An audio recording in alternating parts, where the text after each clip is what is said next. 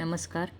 पंचम स्थानातील राहू हा त्या व्यक्तीला सांसारिक कष्ट देतो, पण हा शुभ राहू काही चांगली फळं सुद्धा देतो, जशी खूप चांगली बुद्धिमत्ता, काव्य, शास्त्र, राजकारण, इतिहास, कला, नाट्य, संगीत, तत्त्वज्ञान, कायदा, खेळ यांसारखे बऱ्याच क्षेत्रांमध्ये हे नाव कमवू शकतात. यांना शिक्षणसुद्धा खूप चांगले लाभते. अध्यात्म, ज्योतिष, मंत्रविद्या यासारख्या विषयांमध्ये सुद्धा ह्यांची विशेष रुची असते. यांना पुत्रसंततीसुद्धा चांगली होते.